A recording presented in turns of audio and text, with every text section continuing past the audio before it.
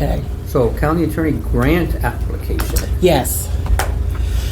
Well, and Mary Furlong is, thank goodness, my partner in crime here, but all the counties all the counties, because they all have prosecutors, we all received an RFP, a request for proposal, from the Montana Board of Crime Control, where they've now made funds available specifically for prosecutors' offices for a victim advocate because of Marcy's Law, because the increased demand or a need, which is a good thing, to involve victims in prosecution in the cases. So we just are basically asking because Mary and I are going to write this grant, and it's going to be from Mineral County to the Montana Board of Crime Control. We're going to seek, I'm going to ask for a full-time victim advocate, because I did get an email from Chantal Gaynor. She's our grant administrator, or the grant writer for our OVW grant. And she said normally, in the email she sent me, she said usually what you ask for, you usually get maybe half. So I thought we have the half-time victim advocate from OVW. I'd like to get a half-time victim advocate through the Board of Crime Control, so that we'd have one FTE. We'd have a full-time victim advocate. Now, the good thing about Marcy's Law victim advocate is they can help with any crime. Right now, our Office of Violence Against Women grant, it's only for survivors of domestic or sexual violence. So when we have, I had a gentleman come in and meet with me. He and his wife came and met with me a couple days ago for about an hour and a half, which is fine. It's great to go over the case. He's a victim of a crime of a major theft. Now, that's something that, if we can get this grant through the Board of Crime Control, our victim advocate can do. It's anything. If somebody slashes the tires, and we prosecute somebody on that. So that's why we're really interested in applying for this. So we just basically need the commissioner's okay to pursue this grant on behalf of Mineral County. And there is a match requirement, but they do ask for like you can have a soft match, an in-kind match, which would be volunteer hours also. They allow you to do a match. Mary and I were talking about it. We believed it was this way, and I checked, and it is. You actually can do a match based on the office space we provide the victim advocate. An office 12 by 10 or whatever would cost this much. Use of the desk, and we can match that way. So there shouldn't be any out-of-pocket expense for the county. I think we can match everything.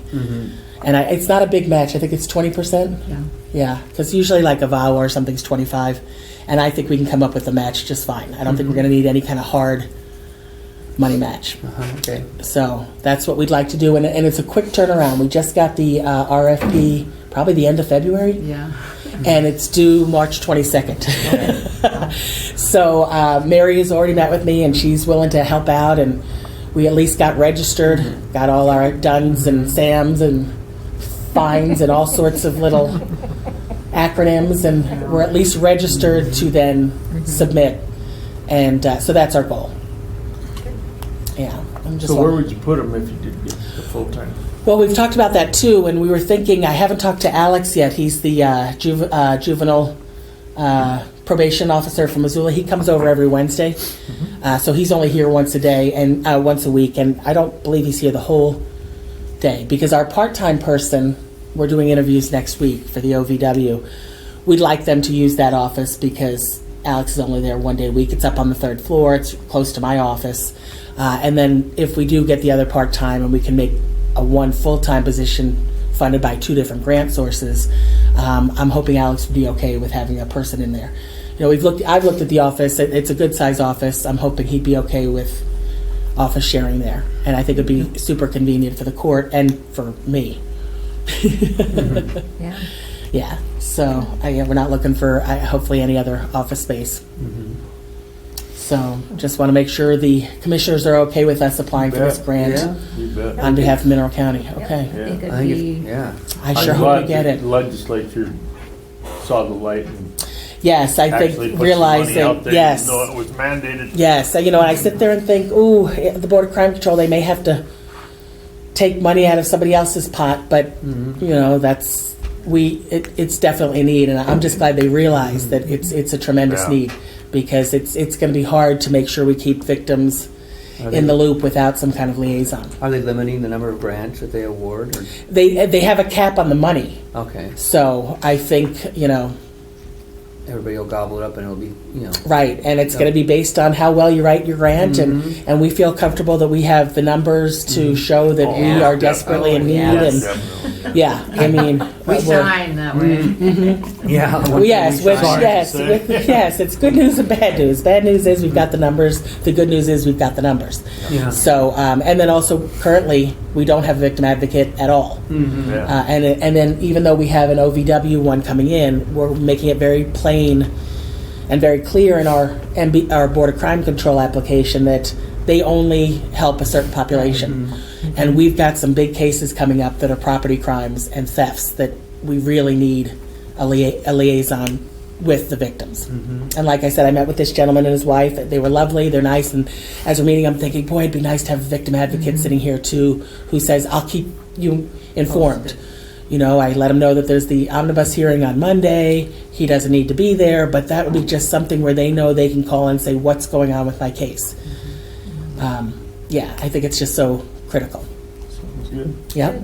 And that's all I've got now. I think I'm coming back at noon, but okay. All right. Okay. All right.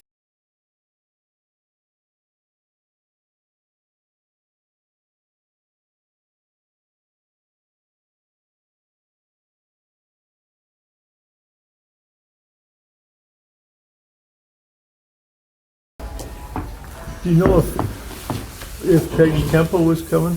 Peggy? Have you She had is any not. contact? I don't know. She's not? And neither is Amy Lohman. Okay. She was on the agenda for Okay. the follow-up to that strategic planning.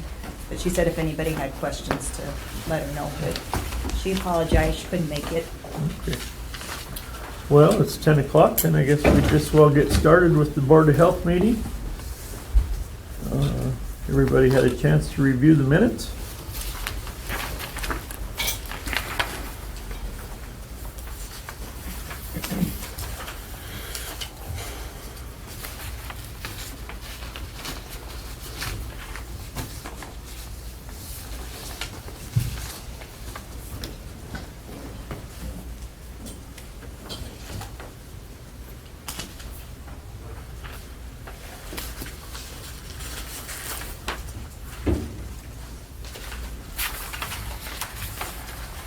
I move the minutes be accepted unchanged. Do we have a second? I'll second that. Okay, we have a motion and a second to approve the minutes of December 9th, 2016. All those in favor say aye. Aye. Aye. Motion carries. Any public comment? I have one thing. We, in the past, we have participated in the National Association of County City Health Officials. And to be a part of that, there is a fee of $200 that my department can't afford to pay anymore. But if you guys feel that this is something that will benefit the Board of Health, I'm going to hand it over to you, and you guys can determine whether you would like to continue with this subscription or participation in this. And there's some really good information right here about it, and talks about the National Board of Health here and how it benefits local Board of Health. So I'll let you guys have that. How useful has it been for you in the past? Well, the only thing that I think would be great is it updates you on the current laws and regs, and then not only that, this last one, it gives you a brief description of county information. In a way, for smaller counties, I don't know, we do still have to abide by the rules and regs, and this may be helpful to you guys in the future and guiding you to whatever directives you choose or direction you choose to go. Because as far as, accreditations, there are responsibilities there for you guys to kind of adhere to at some point. Would we have access to that information in absence of the subscription, do you think? No. Okay. I mean, you would through the state to some point, some extent, and I'm sure Amy could provide you with information. So, I mean, just look through it and see if you guys deem it would be helpful to you. And if you want to do the $200 subscription, you can. Okay? But you yourself probably don't read it that often? I get so many of those, Oh. and then, we go to conferences that really update us on all of that regarding accreditation, so it's really more to target you guys and your education needs than it is for me, although, they really do provide updated information about what the Board of Health are doing and the directions they're going, so, take a look at it. If you guys feel like that might be something you would be helpful for you, Okay. then go ahead. Good. It's really a good organization, I think. Okay. Any other public comment? I've put together a, do I need flood insurance press release for the paper. Hopefully I can get it in the paper next week. I've emailed Kathy, I haven't heard back from her. Bounced it off the NRC, we thought it was okay, but it's just to remind residents that a floodplain policy has to be in effect 30 days before a high water event. And our average high water events are about the third week of April and stuff. So if you're gonna contemplate getting flood insurance, it's now. Don't put it off for a little while and see if you think the water's gonna get higher, because they will not cover anything if it's not in effect 30 days ahead of the event and stuff. So the other thing that flood insurance policies, I don't think a lot of people maybe realize. They think that high water's gonna come, something's gonna happen, and then they try to deal with the insurance part of it. But there's been people that have had preventive measures, like they sandbagged their whole house, they put up 3-4 pumps to keep pumping water out of their area and stuff like that, and some of those have been thousands and thousands of dollars. One guy had one that was, like $18,000 over on a river, and the insurance pretty much covered the whole cost of that. So they can do more than just, pay for something after the fact. Oh, really? So, yeah. That's kind of unusual for insurance. Yeah. So anyway, I give a copy to George, but if you want to see something, but it's just a short release just to remind people, and hopefully I'll be able to get it in the paper next week. Cool. All right. Any other public comment? No? All right, then on to new business. The first thing on the new business agenda is Mineral County Pandemic Influenza Response Plan discussion. And I heard Peggy saying she didn't know what this was about, and I really don't know what this is about, and there's a lot of stuff in here, and it's asking for my signature, so I thought, well, maybe we better have a health board discussion about it. Sure, Yeah. and I'm thinking maybe at the next Board of Health meeting, we can bring Louise in, and then George can get updated with the current plan. We'll give you another copy of that, and then we can get together and we can go through it. It's just a plan that's mandated by our emergency preparedness grant to make up in case of an event of a pandemic influenza process. And in there just describes your, pretty self-explanatory about your role as the Board of Health members and roles of the health department and so forth and so on, as far as what we would do in event of a pandemic influenza outbreak. And we have to kind of prepare this. Do you remember the Ebola outbreak? Or scare? It wasn't an outbreak yet, but it was a scare. And we had the EPI team come together, and there's processes in place that we have, but the state likes you to kind of write it out, right, George? And make sure you have it listed, all of the pieces and the players there. And so we can go into more depth about it maybe, and I'll bring Louise in and she can kind of review it with you and with the board members, and then you guys can be clear about what that means. But in general, that's basically what it is. And here's the bottom line, and I get this from George. Every emergency is going to be different. I mean, you're not going to be able to plan for emergencies. It just gives you an idea of what to do. Yeah. So basically, the instructions I give my nurses in the event of a public health emergency, you call the state, and the next one on your line is George. So, because then we have to address it as to what we have, what we need to do in this specific emergency. So that's basically, in a nutshell, what that's telling you. It's part of the FEP grant and what the state requires us to have prepared. Do you know if Monty Turner at the hospital has been incorporated in this concept? Or has Yes, we okay. participate with them. In fact, I mean, we've been jointly planning with Ron, the CEO, regarding not only the community health assessment process and the community health improvement plan, but we've also been talking about trainings together and how we can allocate funds from both of our grants to help support that. And really, it's our goal to get everybody to participate in those trainings, which George does quite well through the LEPC too. So I know my coordinator attends those meetings, so yeah, Yeah, good. yeah. Okay.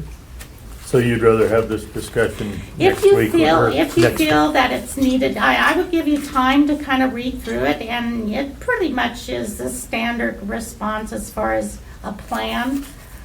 She just used a template that was provided by the state, and we followed those requirements by the state to fill out those specific things. But in general, the emergency preparedness plan for the county that George submitted to you, this would be an added Part of it. piece of documentation to that. Just like you've heard of the, the stockpile, emergency stockpile, where the state will send you emergency medications in event of an outbreak. And we have that plan in there too, and with the county's plan. So, and the whole idea of that is we don't have enough people in the health department to implement this on our own. And I know George realized that, and I realize that, so we combine together to do this as one entity. So we kind of put those pieces into the county's plan. And this is just an update of one that we've had in there, as George said. The last one was done in 2000. Well, that 07 was the first one I came to in my computer, and Okay, I'm sure I've got the new one. yeah, What it amounts to really is, it kind of spells out your responsibilities, which you're responsible for everything. The health and safety and well-being of your citizens. And it kind of spells out that if there's a problem, it gives you the different stages of the problem still. And when it gets to this stage, we'll activate the Emergency Operations Center. I'll go there. I don't help them much with the medical parts of it, but coordination between you, them, the state, the governor's office and all that, I'll help with that. I'll be the EOC manager, and we'll do the same thing we did during the fires and stuff. We'll get the people that need to do something together, and we'll try to find the people we need to handle the situation. And this plan kind of lays out when and how we would do some of that. As Peggy said, each one of them is going to be different, so if she comes and tells me that we've got 74 people with the flu, then we'll probably sit down and say, okay, what are we going to do about this? I don't like that part where it says that all the antiviral medications will be in extremely short supply. That, and you've got to figure that if we're having a pandemic, Everybody else everybody is is too. and it takes, 6 or 8 months to develop a new vaccine, if it's some new strain. well, So what we're going to be doing mostly is just treating as best we can and I think- responding to whatever comes along. Depends Yeah. on how Yeah. virulent it is. Is Yeah. it Yeah. something that'll kill you? Is it something that's just going to make you feel Yeah. miserable for a week or what? Yeah, it's So- the quarantine measures, and that would activate all of us. I mean, the Board of Health, we would get our district attorney involved. I mean, it would just be a full-blown issue. I mean, you guys wouldn't be out there alone. It's just giving us a plan to kind of adhere to an event that happens. And typically, though, they do say that, you're without any help for at least 2 days. I say more, but they say 2 Yeah, days. yeah. You know. 2 days would be pretty In a optimistic. case like this, you're probably on your own, period, because it's going to be widespread enough that And s- we're not going to get a whole lot of help. We'll get some help from the state and from the feds, but most of it will have to come from the feds because most of Montana and Idaho will be affected by it probably, and we, they're all gonna be struggling just as much as we will be. So just review that. If you still need additional questions answered, we can, just let me know ahead of All right, time so yeah, I can make sure. I guess I should have given you a call this time. I didn't. Yeah, that's didn't- okay. Didn't And really then- cross my. Then I'll have Louise come, and then George can come back again, and we can explain it in depth, whatever your questions are on that.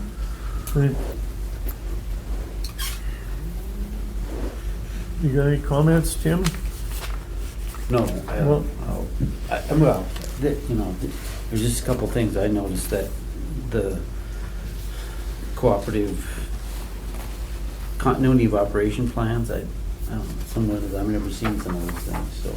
Well, this, like I Do you- said. Do you want to know if we, I guess there's two You questions for have me. questions, yeah. Well, should they be in the Board of Health book, though?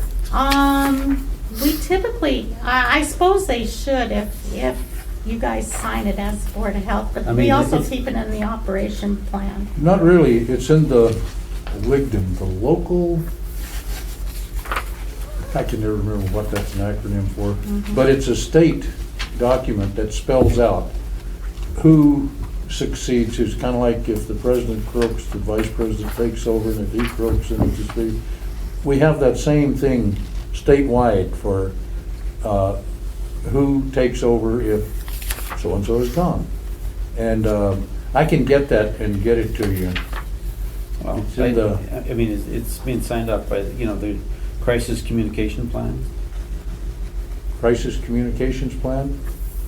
We have one of those, Yeah, don't we? I think we do. Well, You'll You see. use a telephone. If that don't work, you use Okay, but something else. if you're asking Dwayne to sign it, I mean, Well, he knows all that. oh. Of course I do. That's Yeah. why we're having this The conversation. other thing that would really help this document is an acronym list. I mean, Oh, it okay. has got 100 acronyms in it that.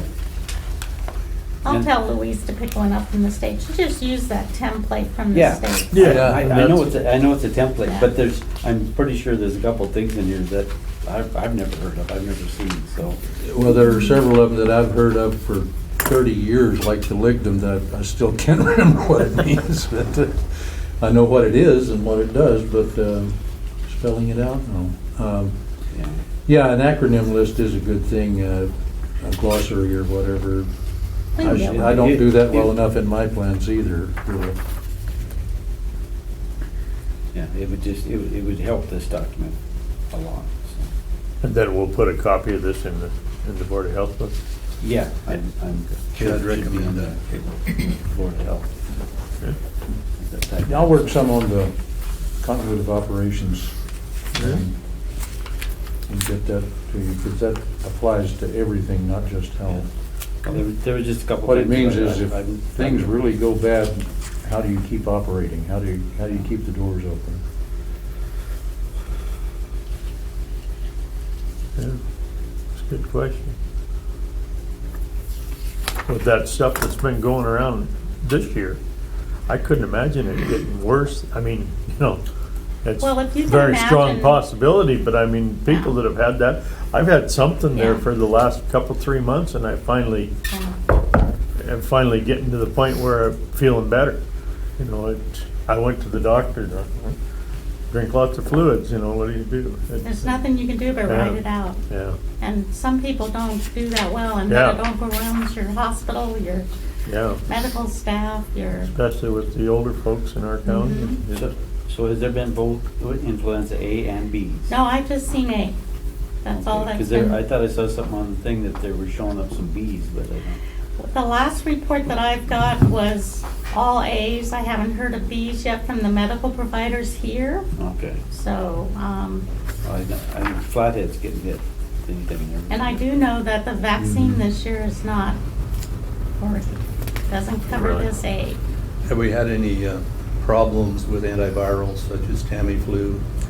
Not that I've heard yet from the providers. The rule of thumb of that is you have to get that within the first Mm-hmm. 24 to 48 hours. And by then, The shortened people. course, yeah. Yeah, so it's kind of if you know the flu is going around and you're starting to feel a little achy, go in and get that. But I haven't heard any issues with the Okay. Tamiflu or anything. So. And I don't know how much they prescribed it because of the symptoms that their patients are showing up too late for that, you know.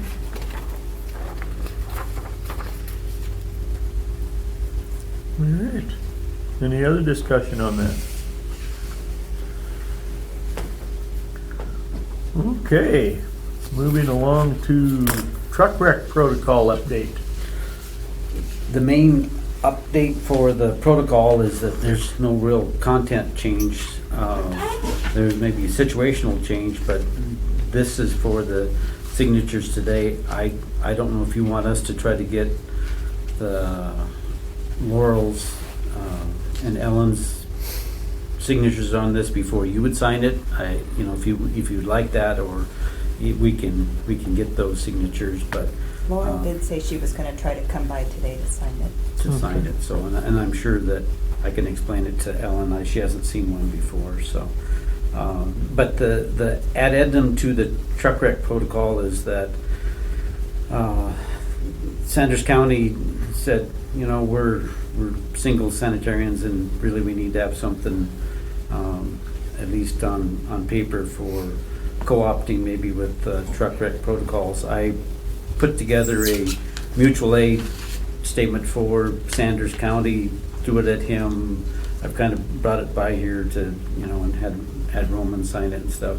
But Sean and those, we've got them to sign off on it too. But it was just basically that if they called me on a truck wreck and I go over there and respond to it, then I'm just gonna cover everything and the costs. If I'm not here sometime and Sean happens to be around, Sean Sorensen is their sanitarian, he would be willing to come over and do that. So we've given this to dispatch, right? Yes. So the contact numbers are on here, and emergency numbers and cell numbers, and we've got that into things. So that's the one addition to the truck wreck protocol that we have, so. Well, that's why we deny your vacation in the winter, Tim, because we want you to always be available to go out. Yeah. So yesterday's truck wreck, that was really great timing, because I got to just drive right by it just as soon as the guy slid in the ditch out there. Talking about the one at the 71, or up on the west end? The one at 71. One out there and Sear? stuff I like Sear. that. I was Yeah. gonna say which one. Yeah. Had like six Seems like there's one every mile or so. yesterday. We had. Well, there was a wrecker was hooked up to another, was there two trucks there? There was a truck on the other side. Well, there was, yeah, And the wrecker the- was hooked up to a truck, and then there was the one in the ditch when I went by, and I Yeah. couldn't see what was going on with the It looked truck like that the the one in wrecker was hooked Looked up like to, so. the guy in the median just jackknifed in there. I don't know. Yeah. Were the Yeah. roads bad at that time when you saw it? When did he end up in there? I don't know how long. Oh, I he'd been thought you sitting went by there. right when it was happening. No, well, they were just getting out of the truck. Oh. And another car was standing there, but highway patrol had been there, so it Oh. had to happen Yeah. a little bit earlier than that. So. Well, I was- He just it was has just- $2.5 million worth of cigarettes in it if anybody's a smoker. Yeah. Yeah, that's when they keep calling everybody out, or repeat calls for the same wreck that's still sitting there. So, yeah, they're all excited about that one. Although the last cigarette load and everything else got pretty well distributed, so. So. No more chicken, huh? Oh, didn't check on the chicken. I left that up to Missoula County and stuff. Although they did send me this courtesy email that you may want to check about extra chicken at places in Alberton and stuff. So, Special of the week. yeah. It's gonna. Roman went to one of the restaurants there, and the special of the week was chicken. I don't think it was the same chicken. It was just ironic. I said, well, I'm not going to have that. And they go, why? And I told them why. Oh, that's why we're not selling any this week. Everybody's full of chicken. Bad week to make chicken your special. Yeah.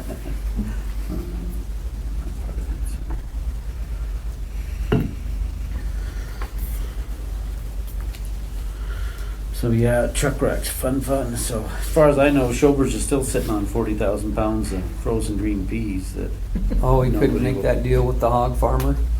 Or- well, I mean, I think they've at least have one commitment from a farm in Idaho to take the green beans, but nobody is paying for them. Everybody walked away from it. The trucking company, the insurance company, the owner of the green beans, and everybody. They just said, nope, no thank you, and nobody's willing to pay Showers, and the bill's getting pretty big right now. So I don't know how they're gonna resolve that one. That's a rural pain when these record outfits get stuck with a load of stuff. So, but the bacon was back in Minnesota within about 24 hours and stuff. So it skedaddled out of I here can't real believe quick. it, we couldn't commandeer it for right here, man. Yeah, it's like that.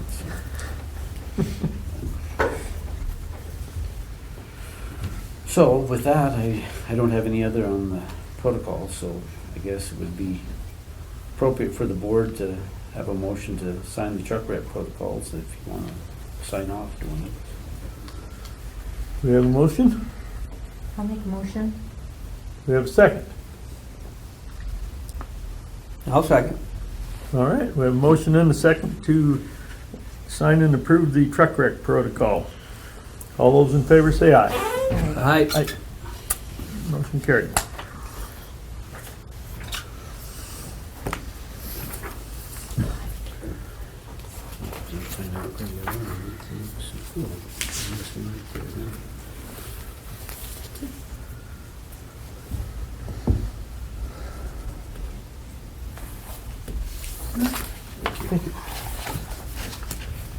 All right, unfinished business. Monroe County Health Department strategic planning follow-up. That's canceled because That's Amy canceled. wasn't able to attend today. Okay. And animal investigation portion of rabies exposure incidents and the need for the development of a protocol procedure to ensure appropriate hands-off follow-up discussion. That's a big, take a breath. Who wrote that, Candace? That'd be me. Well, at least you got a lot of information in there. People don't have to That's right. say, what was that about? Wanted everybody to know what it was about. Well, I've presented to you guys all of the information I had due to lack of hours, the cuts in the health department, and the fact, and we've done time studies that we presented to you about how the amount of time it takes to investigate. And really, the nurse shouldn't be responsible for the dog portion of the dog fight investigation for several reasons. One, it's pretty high risk. Two, it's a lot of money for an RN to do. And three, we don't have the money to continue with that process due to the cuts. You may say that Jan and Barb are there, but their allocations for their hours come from different budget sources that don't allow for monies to go towards dog bite investigation, because their monies are coming from contracts and grants. So the 14 hours a week that you allocate to me is all I have to do all of the communicable disease investigation. And the other one that came up that I was a little bit concerned about is the work comp portion of coverage, and whether or not dog bite investigation would cover us, being it's a higher risk, because we're not on that list. You talking about the risk from the dog or from an upset dog owner? Either or. How does it work? What's your relationship with the city? You guys, how does it work currently with you guys and Peggy? If it happens in the city limits. Correct. Then we follow the protocol that she's provided. It's kind of a newer protocol. 'Cause when I first started, I just called the vet and he said, watch the dog for 10 days and that's good enough. But it's a lot more in depth now. So we work together and I'll do a lot of the responding in town. In fact, I will handle most of it, but we make sure we're following the rules from the state.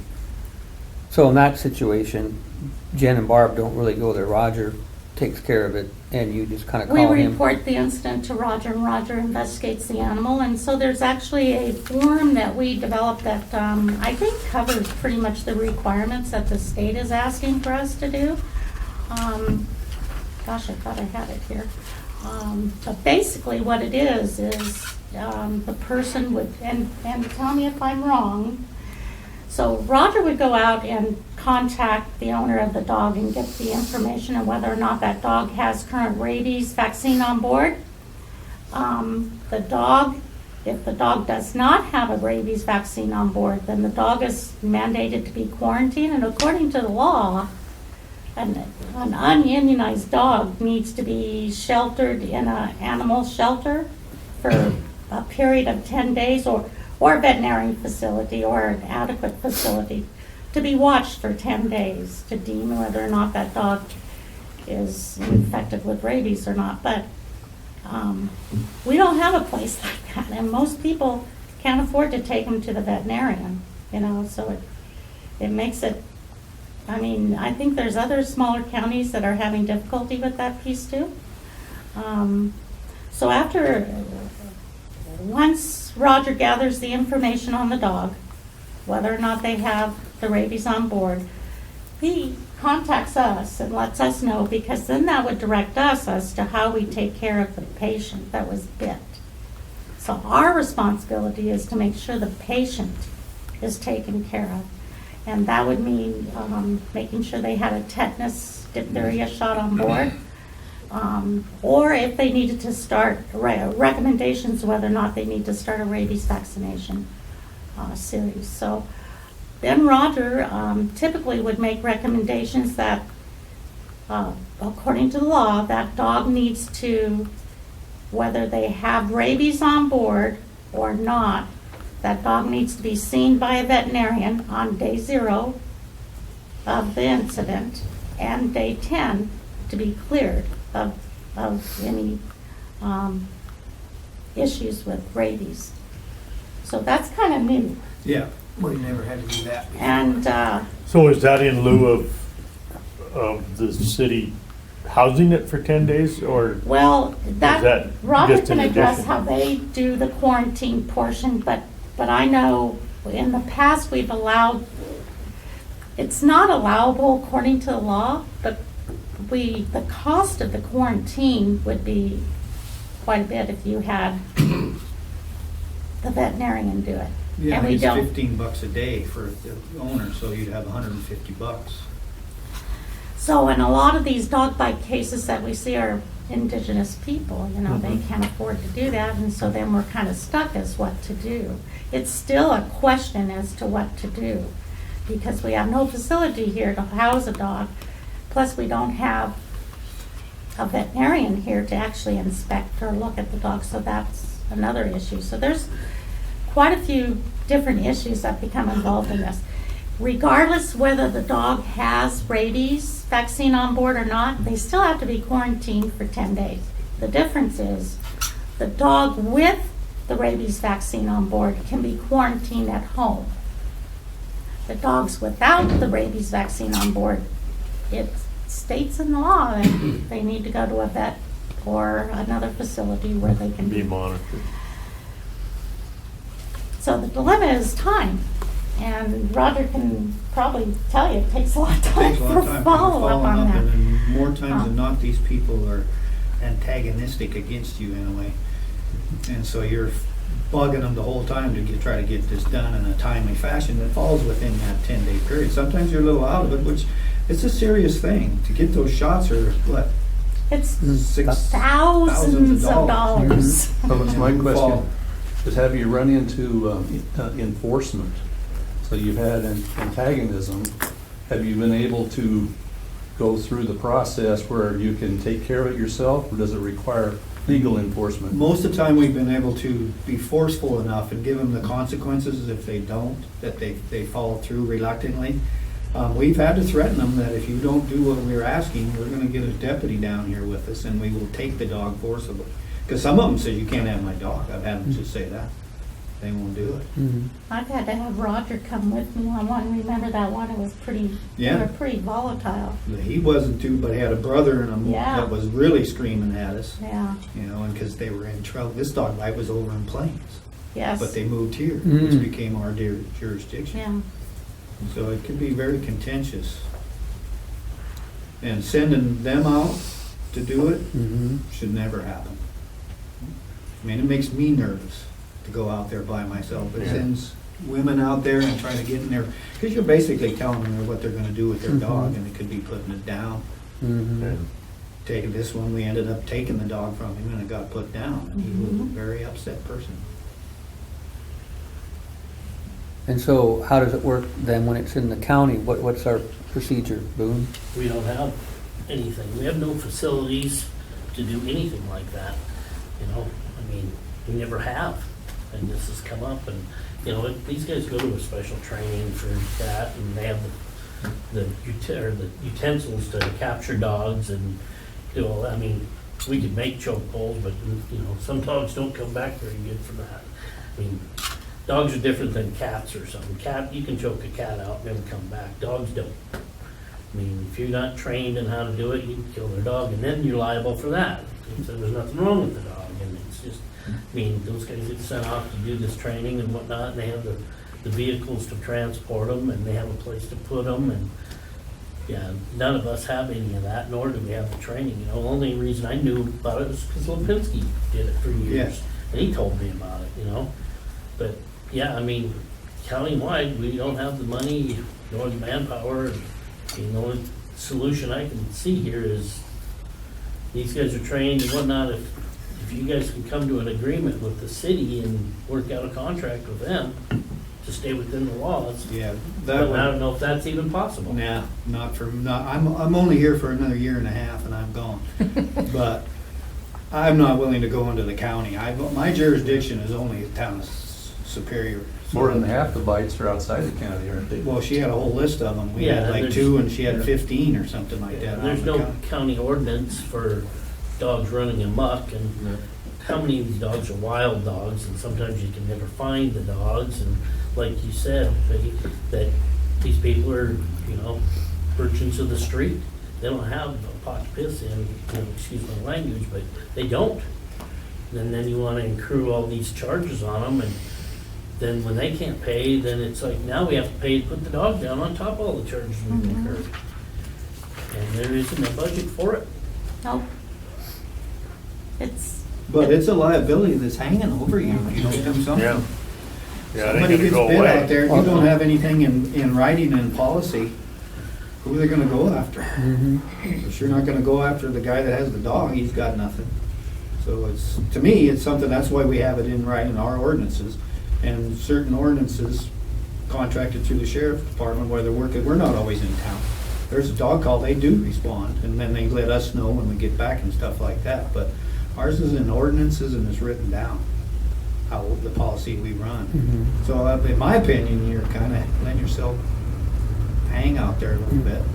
Yeah, that hasn't happened yet, but How much time do you guys spend out there watching the dog, feeding the dogs, watering the dogs, you know, all those things? yeah, we've only got a real makeshift. We've got some kennels out there, but they're not something you can put them on. They're not heated. Because we looked into that years ago to build a thing, and it was $125,000 to build this building with the heated place, and so you can actually contain them the way they're supposed to, and we didn't have the money to do that. So most of the time, if we have to, we take it into a vet in Missoula. They'll watch it, and then we try to get the money back wherever we can.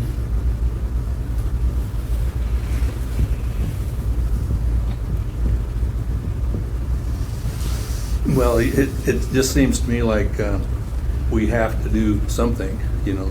First of all, we have to have a plan, you know, what's going to happen, because the nurses can't be out there enforcing.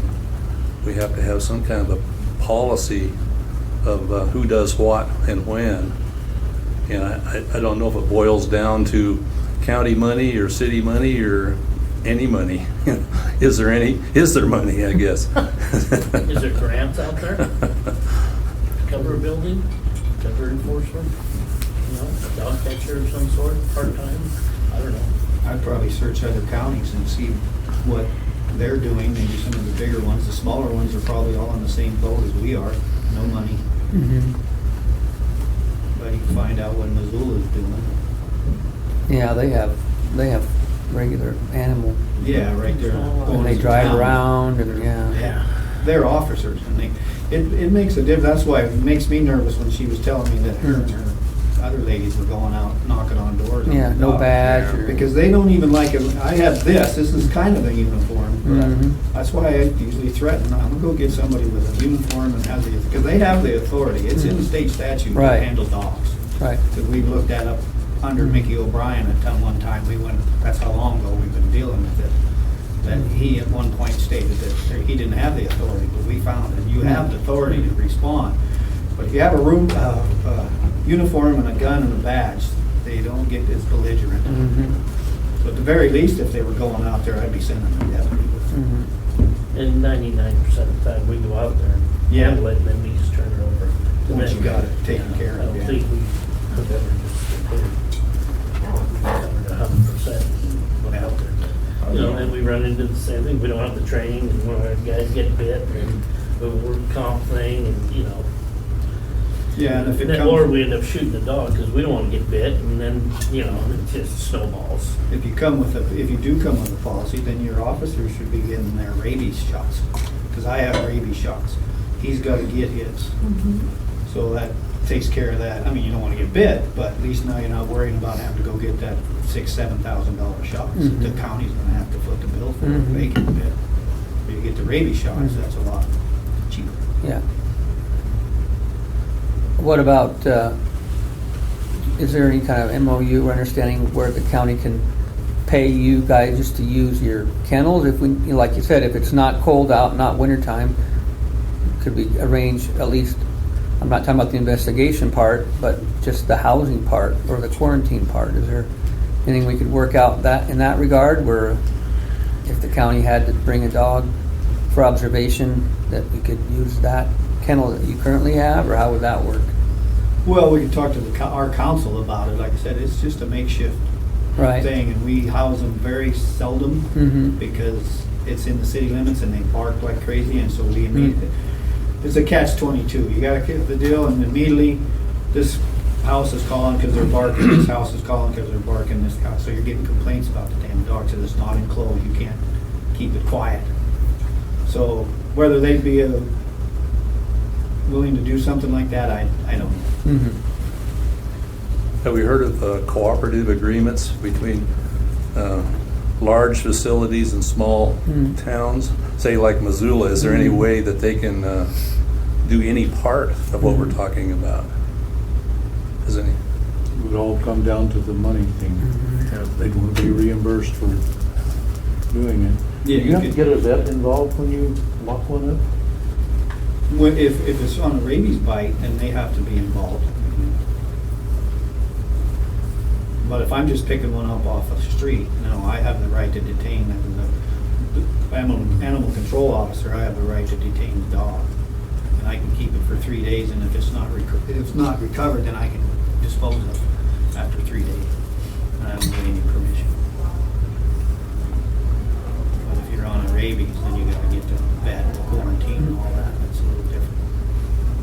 And you have a rig, a special cage pickup, or what do you do? No, we just got we have some kennels, steel kennels, and Uh-huh. we house them, because if they're barking too much, we gotta try to get this dog into this kennel and then put it in our shop and keep it there till either we get rid of it or the owner comes and takes it. I mean, how do you pick one up? How do you transport it? Just in the car, in the truck, or we'll try to shove them into that little container that we have. If they're willing, which a lot of dogs are, you just say, come on, and they jump right into the truck.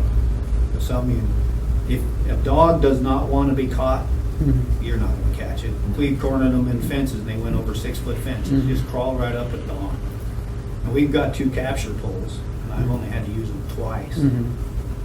But even that's a chore to try to get it on a dog, but that doesn't want to be. So we're limited, but we do have some. We don't have a truck like Missoula County has that they throw into that.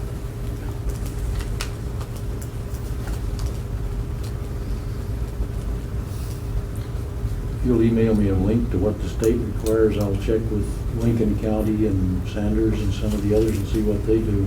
I've already checked with Have you? Sanders, and they are They're in the same boat you are. boat we are.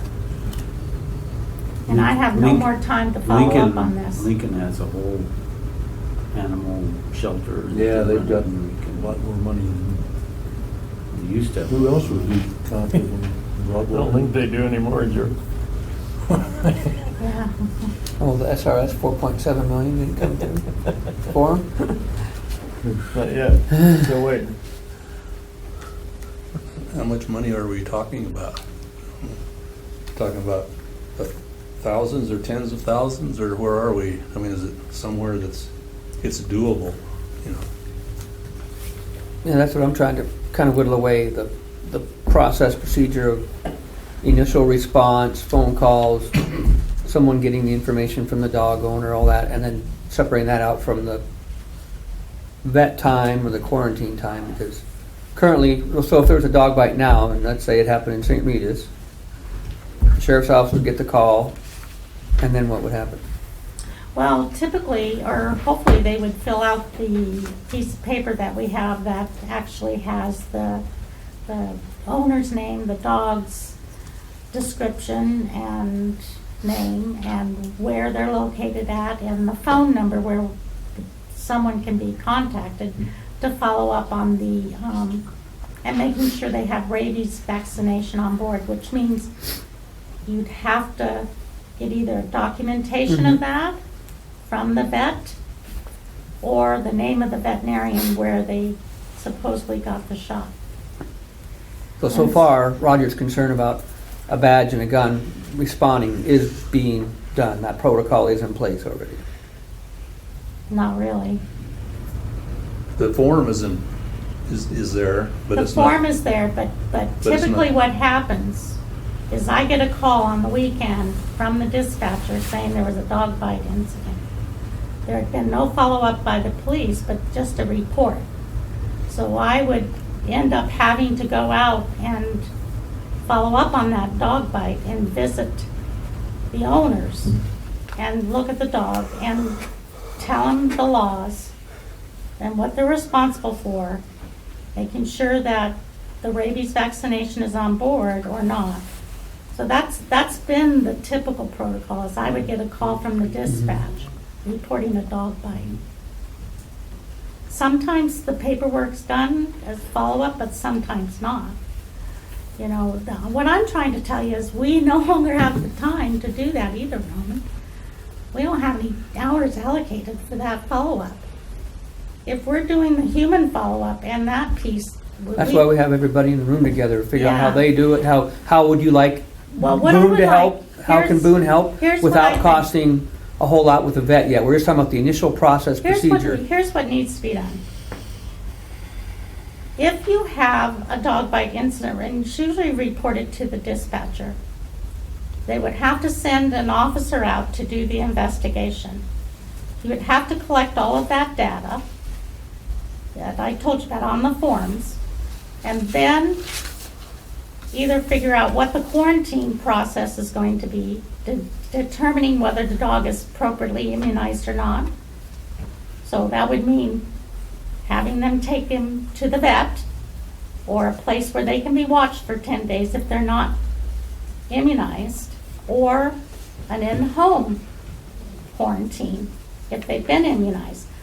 But they are mandated to take that dog to the vet and have them make sure that they were looked at, have the veterinarian fax them that paperwork that they saw the dog and the dog right now looks healthy.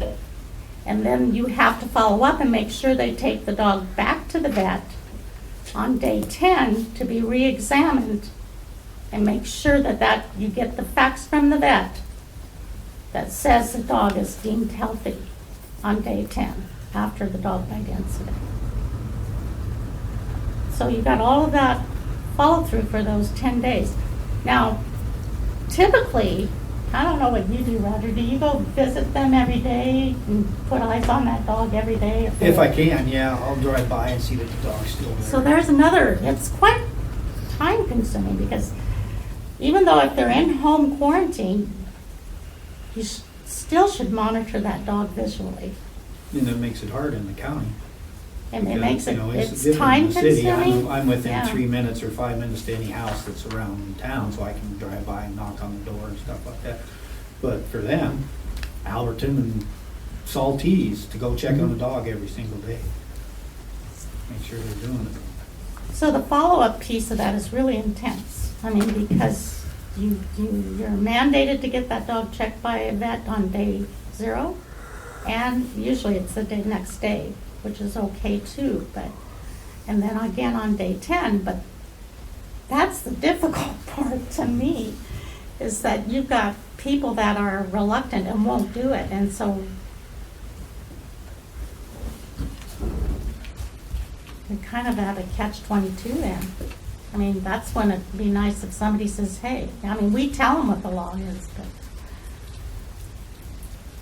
And I'm not pushing this off on you guys either, because I know you're overtaxed too, but this is a huge problem, and it's very time-consuming, and I really don't have I mean, we fought this over, and we looked at it. The only thing I can think of is maybe we can look at a part-time person that we could add this to their responsibilities and get the training for them, so that they can do the follow-up on it and making sure that the dog is quarantined in an appropriate manner, and I don't know. I would think there's some type of grant out there. I mean, there's a million people that love animals and they're always trying to get you to send them money. There's gotta be some type of a grant that would fund a person to do this. Yeah, but it's I the mean, time applying for the grant, it's the But time here of, we are, 20 years later, yeah, still dealing with the same thing. If somebody had done it 10 years ago, we wouldn't be here. I agree And with you. there's a time, somebody's gonna do it at some point in time. But Joe, you got a comment? I just had a couple comments. I can't speak to every deputy, but there's no reason you should ever go to a house. That call comes to dispatch. I just had one. Mhm. I go out to the house, I get all that information you were just talking about, Mhm. and if they say, yeah, the dog is immunized, I'm gonna need you to provide that to me so I can forward to them. If they can't find it right there, get it from your vet, and you have 24 hours to get it up to the health department. No reason you should have to go out to house to do that. That's our job. Yeah, but we Then- do. Okay, well, well. most of it's done over the phone. I mean, But then we give you a phone number and say, hey, here's what we found.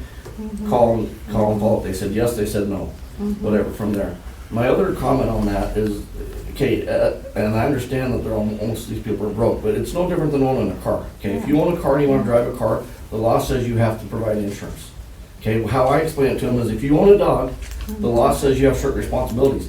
So you either take care of that or we'll take care of it. And I guarantee you, we're gonna take the cheapest route. So if the cheapest route is putting the dog down, because you can't afford to do what the law requires you to do with your dog, you're forcing our hand.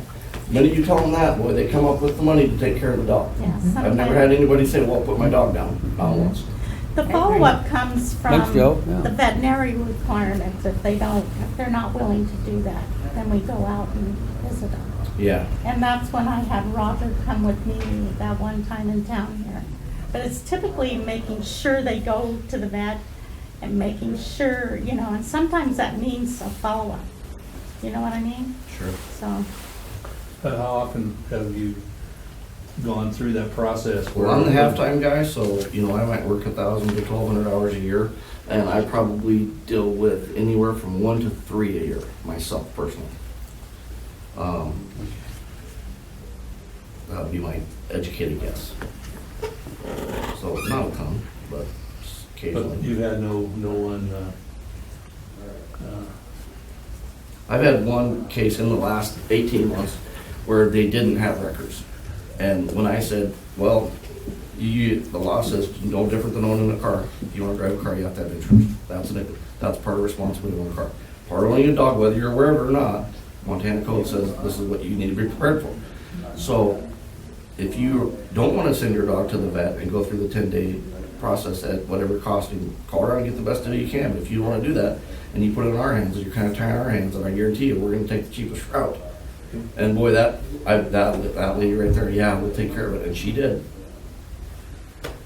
Well, if I'm not mistaken, if the dog's bit and they can't show proof, the dog still has to go to the vet for the 10 days. You can't Right. just go out and dispatch the animal. yeah.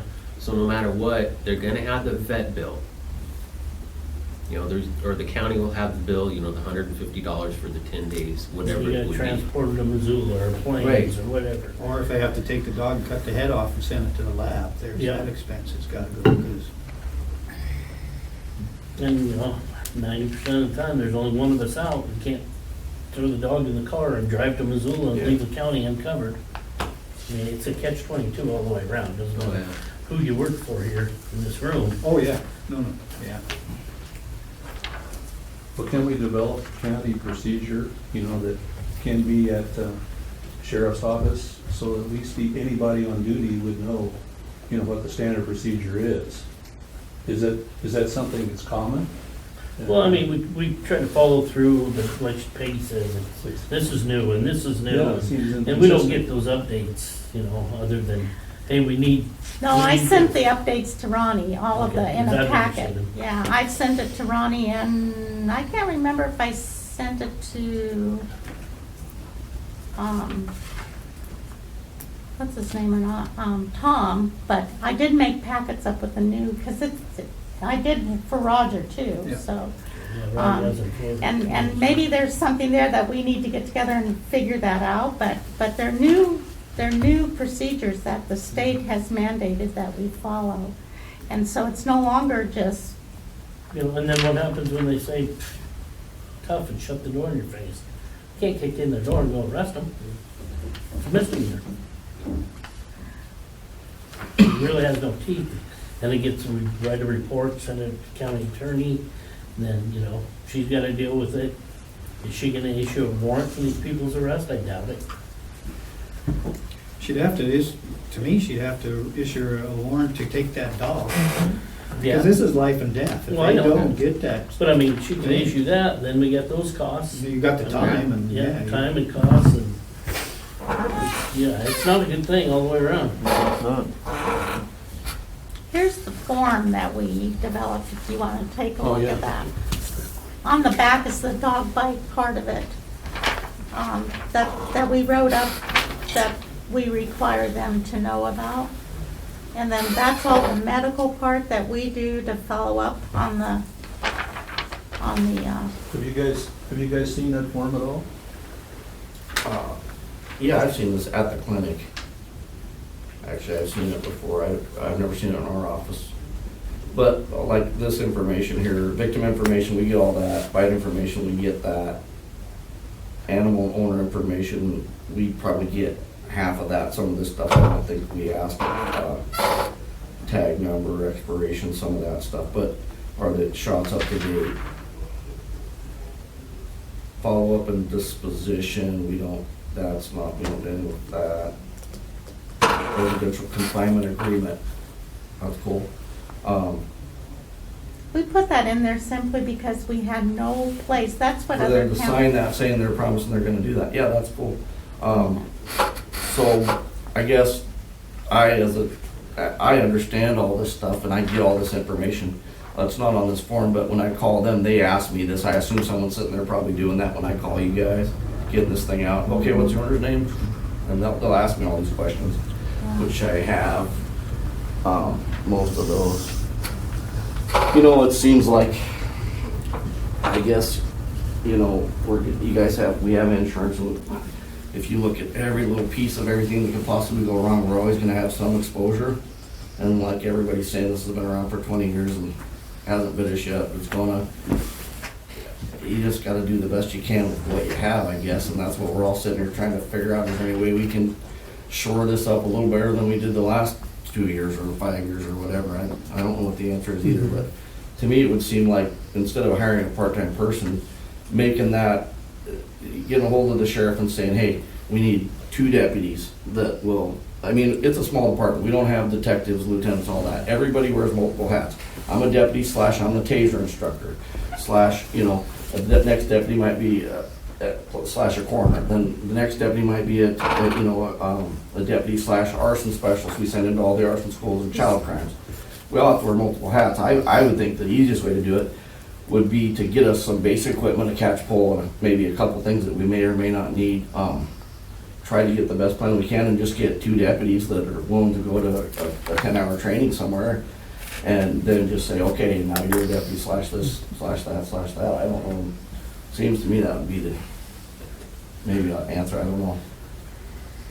No, that's what I was trying to figure out. That's why I wanted to break it down step by step. Yeah. Peggy, you're starting at the start and going to the end and making it seem very, very complicated. I'm trying to go one step at a time. What can they do? What can he suggest?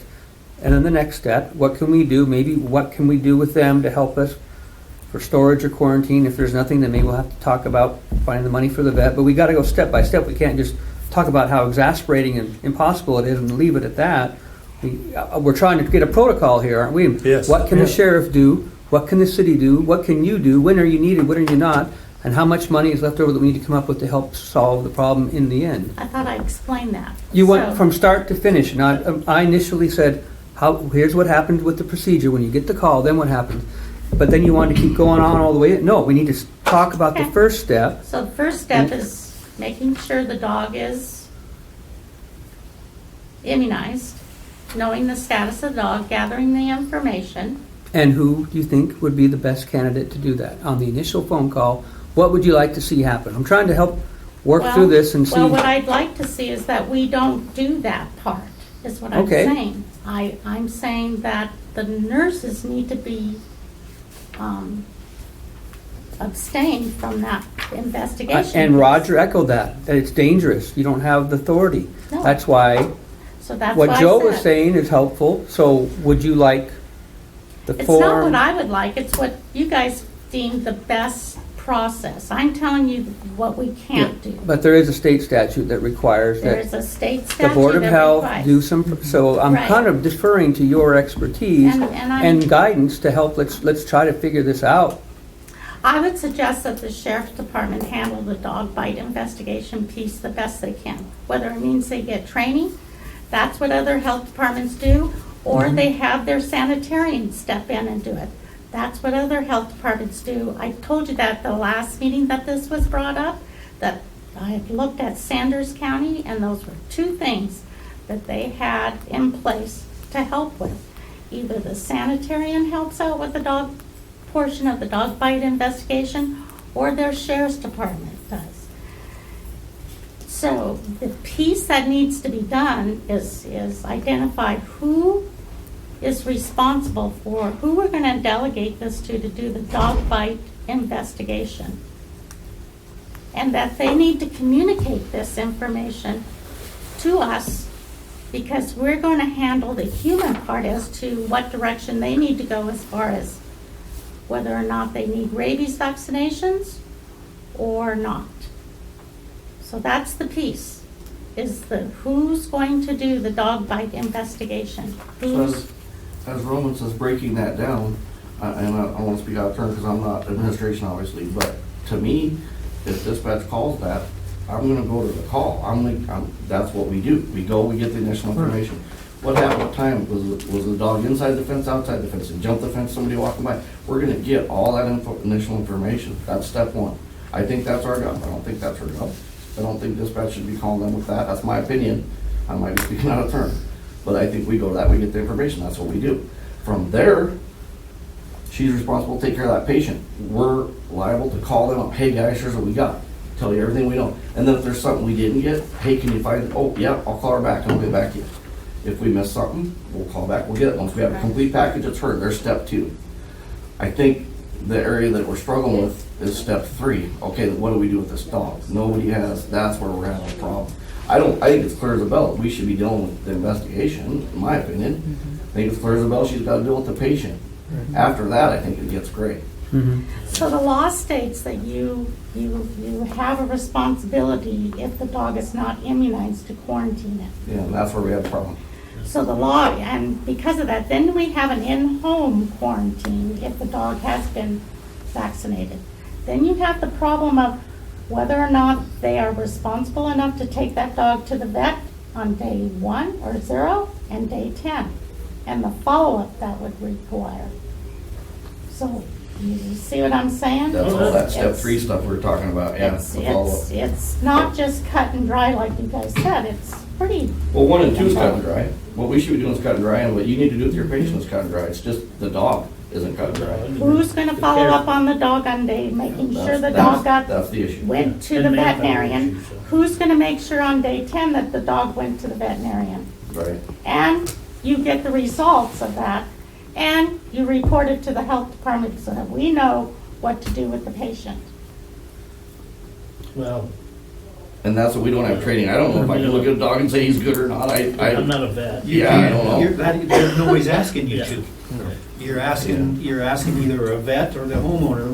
When I first started, I called vets to find out what to do. And back then, they said, have the homeowner watch it because they know the behavior of the dog best. But it's changed now. They can watch if it has rabies, but if it doesn't, it has the rabies shots, but if it doesn't have the rabies shots, they gotta go to a vet. Nobody's asking you guys to make a determination, because now you're putting yourself out there. Who knows what's gonna happen? How many of those a year do you guys get in the city where you have to quarantine them? It goes in spurts. This last year, we had three. Yeah, had the one from Plains, and then we had one in Oliverville that actually lived out of the city limits, but we dealt with them, and then one that lived in the apartments. And those ones went to the vet, they were the ones that had to go be monitored at the Yeah, vet? one kept it at home. The other one, we took, and took it in, and it had set in a vet, and it ended up getting put down. Okay, so we had 4, Josh. Oh, yeah, and then his son got bit by it, so we've had 4. You know, Yeah. and we had a report like 17 of them, I think, last year Yeah. in the county. Yeah, that's when we found out how expensive the rabies shots are. If they don't have the shots. And even if they do have the shots, but they can't prove it, basically that person needs to start the rabies shots. It's like we were told it's 48 hours or something like that after the bite. Like we said, those shots are not cheap. It was like $7,000. Tim gonna be back soon, you know? I don't know. I got a suggestion, step 3. What you guys should do is have a form letter drafted for both the city and the county attorney that says anytime you get a bite, that there's a letter that automatically gins out from the county attorney, says, this is your obligation. You have to, A, take it on this date to the vet, and then 10, whatever, you have to take it on that day. In the event you don't, you're gonna be prosecuted, if that's the situation where you don't have to quarantine. And then we could serve it. Yeah, you can get served. It does 2 things for you. One, insulate you from potential liabilities county-wise. But if the cost is so high on the shots and that type of situation, at least the person that was bit would have a recourse, because if they failed to do that, that would be negligence. I think that would at least be helpful in that sense, and it would have a little bit of teeth for them. I obviously don't know this whole issue, but it seems like that would be step 3, is to get that letter. Should just be something that can be printed out by city or county. It's a form letter with the dates. This is when the bite was. You have to have it here and there. On the ones that have to be quarantined, then I just think that's just something you have to do. And who grabs a dog is whoever's close to me is law enforcement or whoever that has the materials to do it and gets it and takes it to where it goes and then bills the homeowner. Homeowners or home renters should have some kind of policy that would protect them. So homeowners, any person with a house is going to have homeowners. Dog bites are generally covered under homeowners. I would say, Mineral County wise, you probably end up with maybe 50% might have the insurance, maybe, yeah. But at least, I'll back that up. Even if they're renting, the person that is renting too probably has some liability insurance on that rental. And so, at least there's that mechanism of coming back to the victim. That's trying to make them, as whole as you can. I mean, I can't imagine going through those shots and thinking just being paid back for those shots was enough. I've heard they're pretty painful. So that would be put a mechanism, but my experience, at least dealing with people, dog bite cases, is generally the owners of those dogs are not compliant. I mean, that's why you got a dog that's angry or has been abused or something like that. It's rare that it's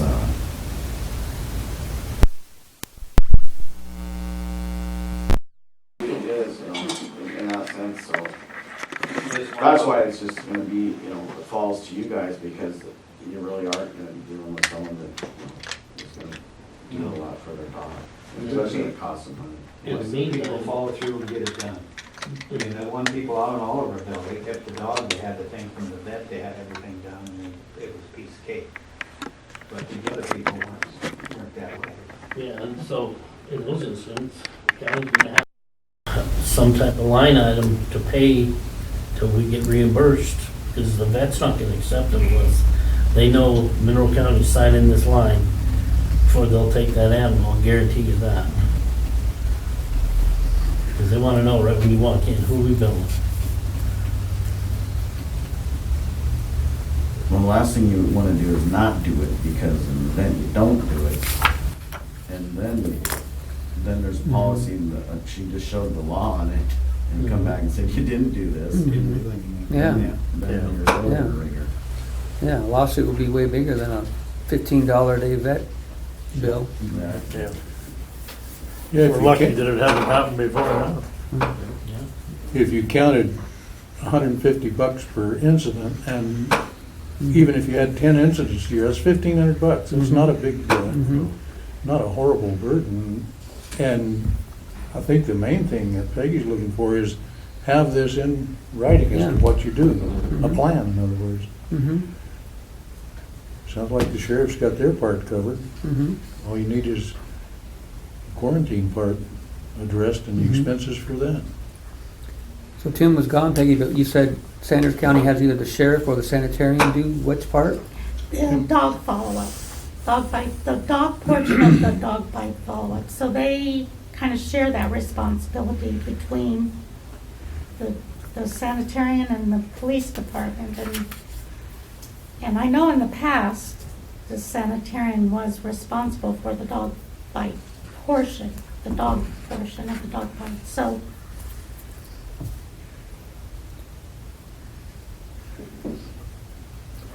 So going back to step one, you have this form and the sheriff's office has it on file. Do you know, does it need to be changed or updated, or is that how you no, like this it? is, I think this is, we'll know that after that training on the 23rd. And I would strongly encourage, if you guys are looking to train someone, maybe going to that. Yeah, I don't know. It's on the 23rd from 10 to 3 at the Holiday Inn in Missoula. And it's a rabies, it's the one put on by the state, and the state realizes that there's some real lapses in follow-up with dog bites. So they're putting on this training to address the medical issue as well as what the laws and regs are in regards to the dog follow-up portion, because it is different than what we've been used to. And so in this form, and we actually ran this form by the state and they okayed it, but the piece that I'm uncomfortable with is, and it's been happening, is having that dog quarantined at home if they do not have a rabies vaccine on board. That bothers me. And we have no way to make sure, I had no way to make sure that dog was quarantined in a place that should be. So that piece really needs to be looked at, and how we do that, and how we do it. Who's responsible for transporting that dog? Who's, like you said, the cost. These people, I bet 80% of the dog bites that we follow up on that's not involved with Roger do not have rabies on board. So it's really, and it's mostly from like Alberton and St. Regis. They don't have. They don't have a rabies vaccination. They have no documentation of rabies vaccination, and they don't have the money. It's one time we had a dog investigation. It was like 3 times this dog bit a kid, 3 different kids. And I think you worked with me on that. Yeah, might have. I know you did, because you came up with a really great solution. It helped us tremendously, and we are into it because of his thinking outside the box and us thinking outside the box. We were able to resolve that. the dog was taken away from the Yeah. owner because she was mentally imbalanced Yeah. anyways. I do remember And that. we found somebody Appropriate to home. watch it, and Fencing and everything. it was just, I mean, these cases are some of them, well, you heard Barb describe what she had to do with one that was at a truck stop. I mean, And the trucker left the state. it's crazy. It's just absolutely crazy. And you know, I would be willing to help with any training you guys need as far as filling out forms, what the law is requiring. You know, I'm more than willing to share that with any officer that you have delegated this to. I think they're pretty self-explanatory. It is, It it's is pretty pretty simple, much. and I'll be willing to develop that packet again for you, and so that you have all the information you need as far as those requirements by law to follow that, and then, you know, one thing about this form, it actually has the Montana code on it. So it kind of helps you a little bit, it's on there, and you can cite that. They only get one, a dog only gets If they're one called bite. out, they're called out. After that, it's a vicious dog, and if law Yeah, enforcement we comes, well, if it's Just second specify bite, when we put the deputy thing and down. that's his job. It's just, And I think we need that kind of protocol within, that's developed, that, can you say that again for them to hear that, because that's really huge. well, and the other thing in the letter would do is puts them on notice, so a dog gets one bite essentially for free. But after that, it's a vicious dog, and then if a second bite occurs, law enforcement has on file that, or county, law enforcement has on file, this is a vicious dog, it bit someone before. If there's a problem with the dog, you put it down and then just have it tested. I mean, that eliminates a lot of it, so. And that vet did tell us the cheapest way to test for rabies is a dead animal. I guess that's really portable. Well, you gotta be careful, I know. because you take it to the vet live, so you Yeah. don't decapitate the dog and take that, you let the vet do it. Yeah. So you want the dog living and transported to the vet, and the vet ends up putting it down and taking the head off and saying, don't kill the dog. Don't do that. Because then what happens, we had an incident that happened to, and a kid got bit, and he ended up having, because the dog was no longer viable to test for rabies, we had to deem it with rabies, it had rabies. And so the kid ended up having to do the series, so never kill the dog. Sounds like you guys need a drink then. Yep. And a stick, one of the big old long sticks that you see on grabbing those dogs on TV with. I want one of those. We've got two. Maybe we could use that for choking out suspects from a distance.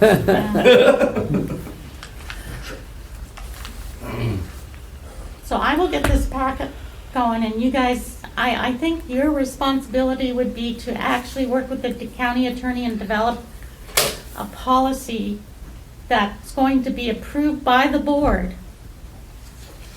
that delegates who's responsible for what piece and what that looks like. Does that make sense to you guys? Yeah, I mean, I think sharing with the sanitarian, I mean, you know, we get hammered out here sometimes, and we're tied to these dates. If we can share it, I hey, know, we're tied it's- up with 35 crashes today, but Yeah. this dog has to be checked on. You know, if we can share that. And I also think we need to really have the district attorney look at the Montana, I can send it to her if she needs it, what the rabies, the Montana code says about the process, and that we follow that process according to the law. So that has to be in that policy, you know, distinguishing and why, and what needs to be done if this happens. So kind of like a step by step. Almost an algorithm. We do have algorithms when it comes to rabies vaccination, but not when it comes to Okay, yeah. But yes, you're right. You really do need an algorithm with this. Well, do other counties put out, like we do ordinances, do they put out ordinances that everybody that has a dog has to have rabies? Do they do anything like that? I didn't ask him that because that wasn't a piece I was ready to get involved with. Yeah, that's- You know, I was more intent on, what do you guys do if this Right. happens? Who do you have available to help you out with? So I've talked to you guys about the possibility, and you guys have the authority to do that, to make an ordinance, a county ordinance, regarding if you own a dog, you are responsible to make sure they have rabies shots, or whatever other counties do. You can kind of look at theirs and mimic theirs or adjust it according to what, and then have the district attorney help you with that. And then that process would need whatever the process as far as recommended by the district attorney and how we get that approved. And then, of course, you need to make it known. It probably gives you a little more. Well, it would help. Once would- there's something out there that's been in an ordinance that's. Does the city have that ordinance that all dogs in the city are required to have the Yeah. rabies? And if they gotta be licensed, Mhm. so they've gotta be licensed, and if they're licensed, and they have to supply the rabies things at the time. And don't you have a dog at large too? Yeah, we have thing? dog and. So you receive updates every year from the dog owners with their current rabies? Not normally. So it's just upon the initial licensing of the dog, and after that it tapers off, and you don't know We anymore? don't know for sure unless we have some interaction with them. Mhm. It would be pretty hard to follow. I think if you took every dog owner and tried to keep track of that. That's what I thought, that's why I was asking that question. Follow No up would be kidding. tough. I know But at we've least got- you have an ordinance in place that they are responsible if they don't have that dog vaccinated, you know? So, I don't know. How much, this training on the 23rd, is it free, or how much does it cost? It's free. It's free? And it's, I'll send you the link, Roman, if you're interested in going. Well, and I was thinking maybe Boone wanted, maybe a deputy, and then, you know, how their cert pay for the coroner and for the shooting instructor, maybe someone could be kind of the designated dog guy and go to the training and maybe kind of get, So this I training, mean, this. if they're called this- out, it'd be the same as a call out for a coroner or a call out for whatever, and just have one designated deputy as responsible for this. Like, I mean, I agree with that, but I think that's a union contract. Took the words right out of my yeah, mouth. we have to put it in there, but I'm just saying, food for thought. I mean, Yeah. the training's free, and then at union time, if somebody was interested, or, Yeah. then that could be part Yeah, of cert pays. the cert pay to help reward them for taking that on. At least there'd be somebody that was, Yeah, I'll talk to Tom. You know, he's I mean, ultimately the one that's gonna approve that, so. I mean, as long as we're deciding that law enforcement needs to initially go, Yeah, that'd be something to help make it a little more worth it to them. yeah. And the training's free, 23rd of March, Mhm. What day is that? Thursday, the 23rd, at the Holiday Inn, so it's close by. Are you in you've got an email, right? I can send you that link. Okay.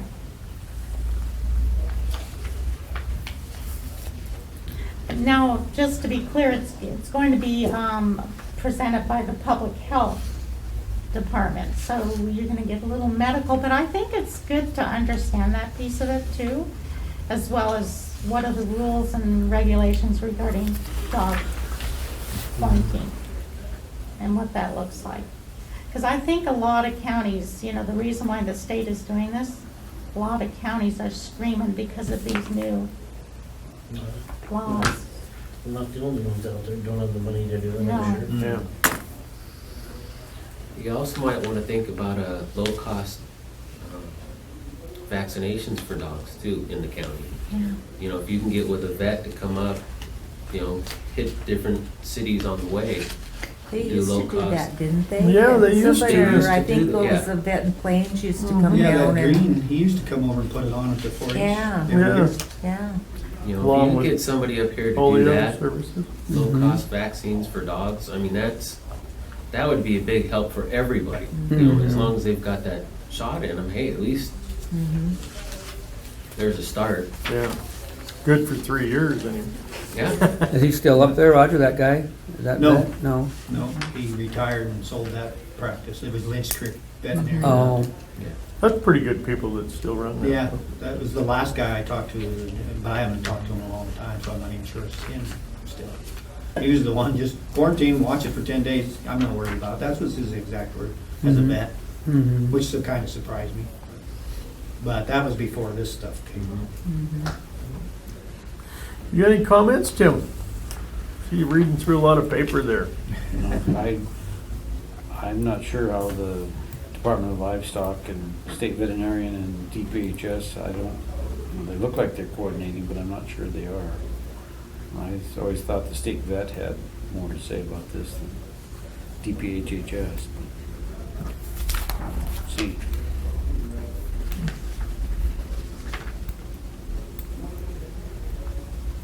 Are you familiar with the recent change in the law that Peggy's referring to? I don't know that there was a change in law. I don't. It was the quarantine part. They were more stringent with that. They put that out probably several years ago. Who, DPHHS? Mm-hmm. Did they clear it with the Department of Livestock? I don't know. Yeah, I don't know either, because the I Department of know. Livestock says you got an unvaccinated animal and the person that was bit, their health provider wants to know right away, that animal gets sacrificed and the brain gets sent to the lab. That's protocol that I know about, so.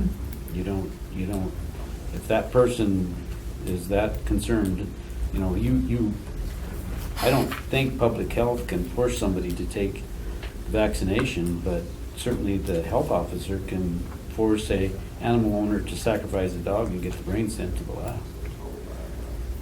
And I know I talked to Laurel about this too. She says there's no way she's going to be involved in that piece of that.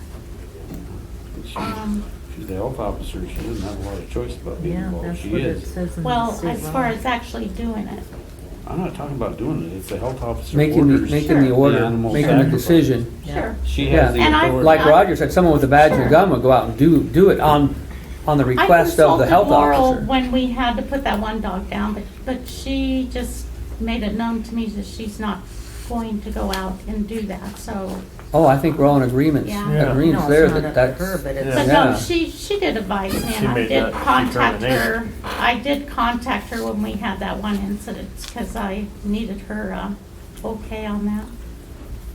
While you were out, Tim, too, I think there was a discussion about in Plains on a 10-day follow-up, if an enforcement officer wasn't available to do that follow-up, that the sanitarian sometimes takes that responsibility.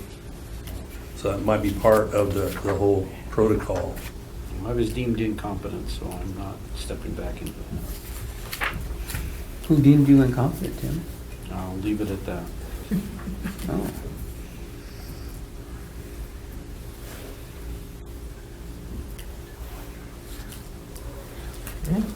We can have a conversation at some point about that, if you would like. Just fine with me the way it is. I won't step back into it.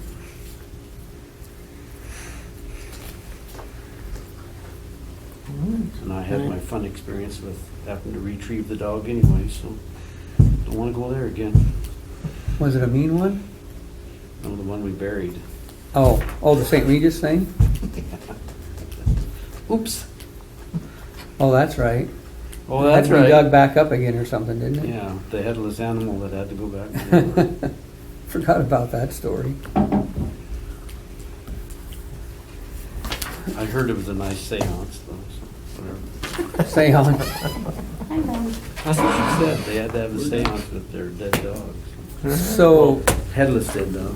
what, we got something figured out, or what do we? Well, we need to get I think that idea from Lance for the farm letter from the county attorney stating the owner's responsibility, and then maybe get the county attorney to help us with drawing up some kind of protocol.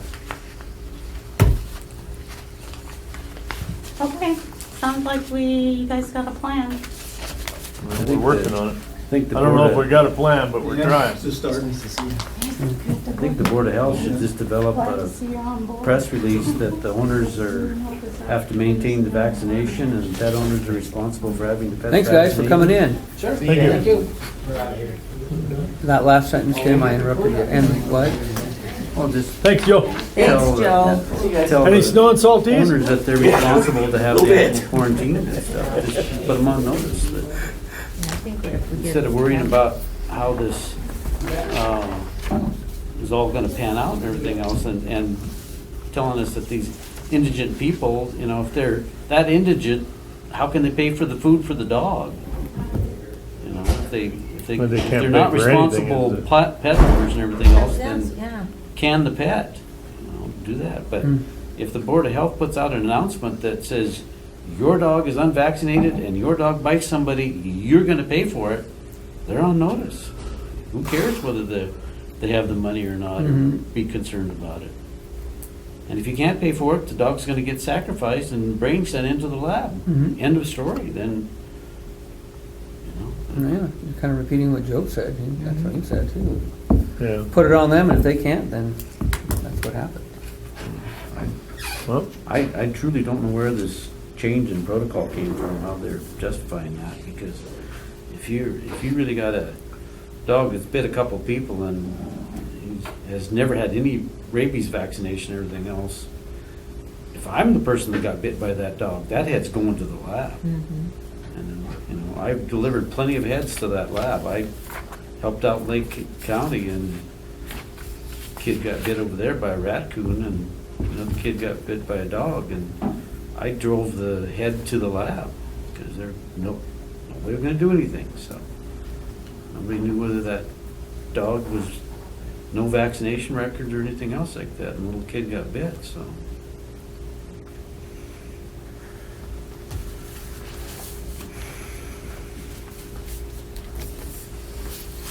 Well, Mr. Chairman, you certainly generated a lot of discussion with that topic. let's go back to the pandemic Sat down one. with the county attorney I think that was and easier. Tim and the sheriff, and Did we get adjourned, or this do is we how we're still? gonna do it. Well, you got anything Make up a else? policy, Set next meeting date. protocol, and Yeah. Go from there. I guess that would have been helpful if she would have stayed here, since it's her people that are gonna show up for the next meeting. I guess we can pick something. But And what do you think, George and Mr. Woodson?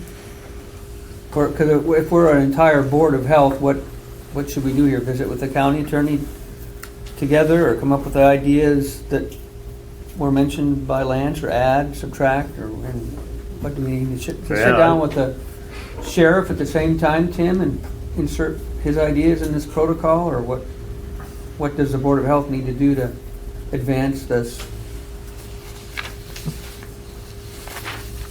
It's kind of like the last set of minutes where it said the group agreed that Monroe County Health Officer Laurel Chambers and the Sheriff's Department would be invited to attend the next meeting, which we had part of that. It seems to me like there needs to be all players on around the table somewhere at some meeting with some cost analysis to boot, Well, the ideal situation would be to have an animal control officer, but we all know that we can't afford, she was talking a part-time, we can't afford it. We cannot. I mean, Well, sit down at our we'd be budget given- meetings and show us where that money's gonna come from, because it's not there. It really isn't. And,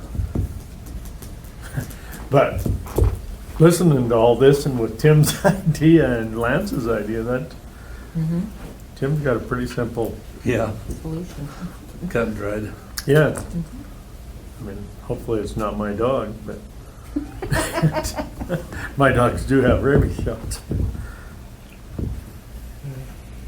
And getting the vet to come over and do a low cost, or I don't know whether they'll do that or not, I don't know, but that Well, would be, they were doing that consistently, and they also started a neuter clinic, and we're running that at Yep. St. Regis and stuff. yeah. The couple people that were running that, there was two really strong-willed gals out there that were running that thing, and they got kind of in a conflict. Anyway, the vet that was helping them out, he got so stinking mad. He says, "I'm not doing it anymore," because they mixed him up and dates and were doing things, and that's when I was paying attention to it. That he was willing to come over, but Yeah. there was some row with the local place, and they were going to have it here, and then they know they're going to have it here, and there was too many people in charge and not enough people Huh. wanting to do the work.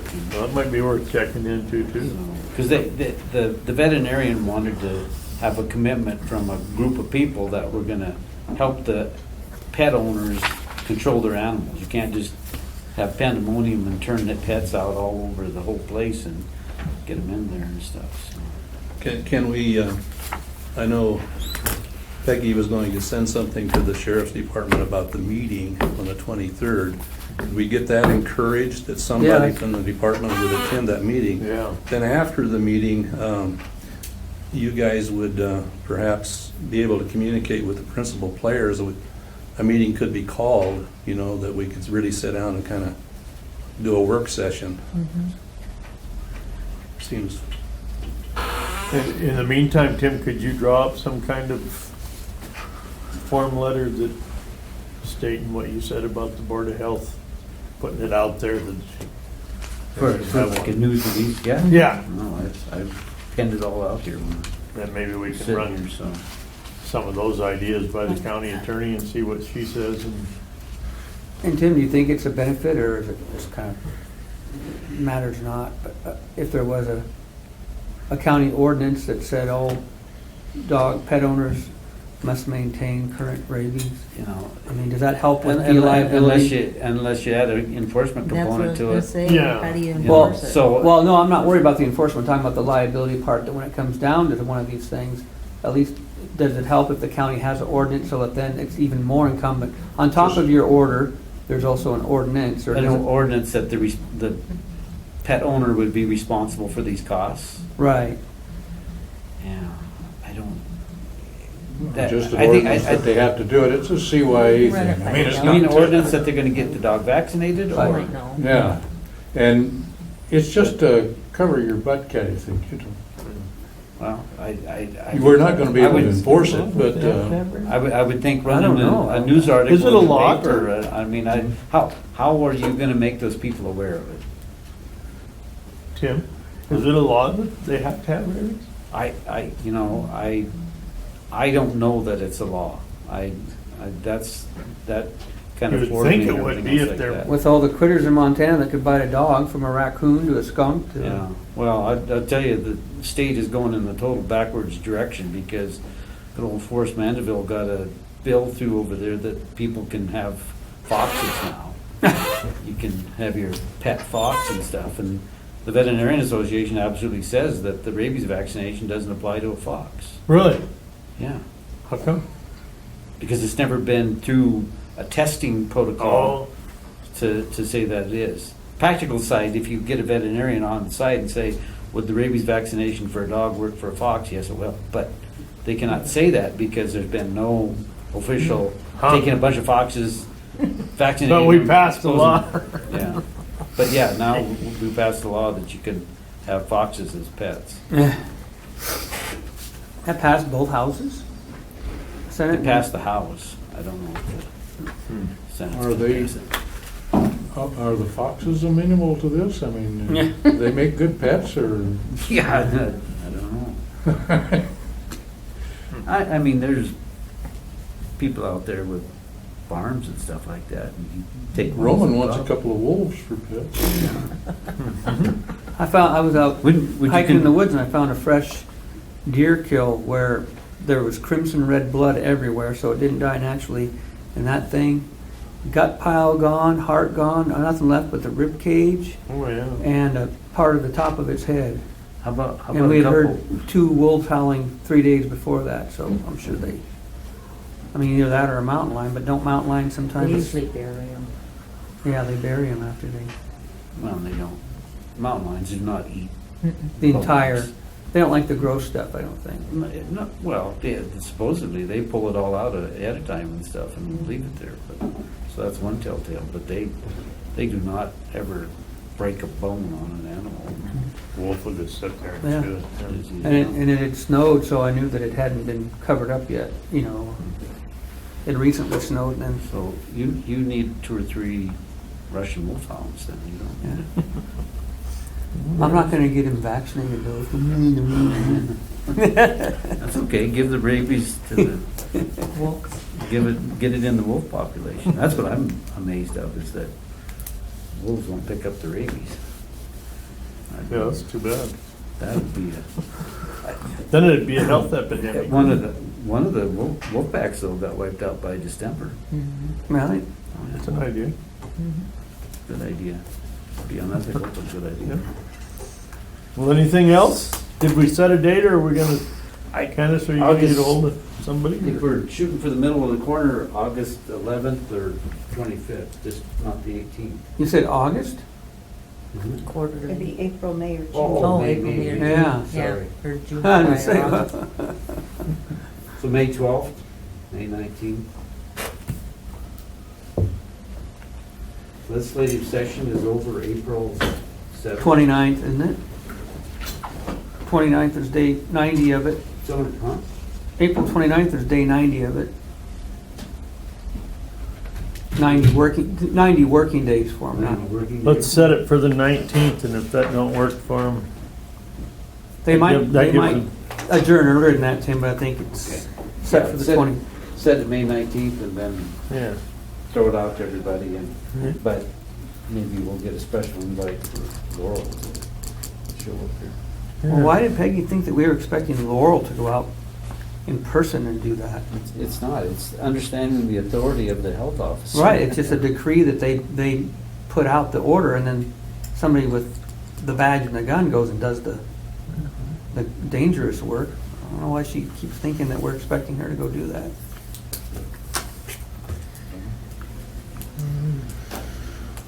All right, thank you. Well, I make motion we adjourn.